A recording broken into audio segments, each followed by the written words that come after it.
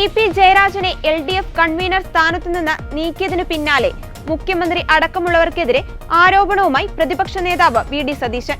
BJP നേതാവ് പ്രകാശ് ജാവ്ദേക്കറുമായുള്ള ജയരാജന്റെ കൂടിക്കാഴ്ചയെ അന്ന് മുഖ്യമന്ത്രി ന്യായീകരിച്ചുവെന്നും എന്നാൽ ഇപ്പോൾ ഇ.പിക്ക് കുഴപ്പം എന്താണെന്ന് മനസ്സിലാകുന്നില്ലെന്നും വി ഡി സതീശൻ വ്യക്തമാക്കി. മുഖ്യമന്ത്രിക്ക് കൂടി വേണ്ടിയാണ് ഇ.പി. ജാവ്ദേക്കറെ കണ്ടതെന്ന ആരോപണം വീണ്ടും ഉന്നയിച്ച പ്രതിപക്ഷ നേതാവ് കേന്ദ്രവുമായി ബന്ധപ്പെട്ട് സംസ്ഥാന സർക്കാരിനും മുഖ്യമന്ത്രിക്കുമെതിരായ കേസുകൾ ദുർബലപ്പെടുത്താനായിരുന്നു കൂടിക്കാഴ്ചയെന്നും ആരോപിച്ചു.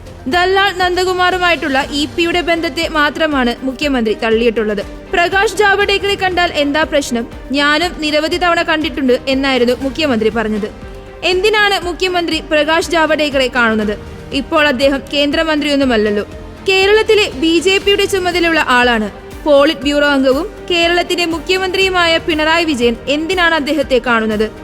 ഇ.പി. ജയരാജൻ എന്തിനാണ് അദ്ദേഹത്തെ കാണുന്നത്? പോയ വഴിക്ക് വീട്ടിൽ കയറിയതാണെന്നാണ് പറഞ്ഞത്. പോയ വഴിക്ക് ഇവരാരും ഞങ്ങളുടെ വീട്ടിൽ കയറിയില്ലല്ലോ എന്നും വി ഡി സതീശൻ പറഞ്ഞു. മുഖ്യമന്ത്രിക്ക് വേണ്ടിയാണ് ഇ.പി. ജാവ്ദേക്കറെ കണ്ടത്.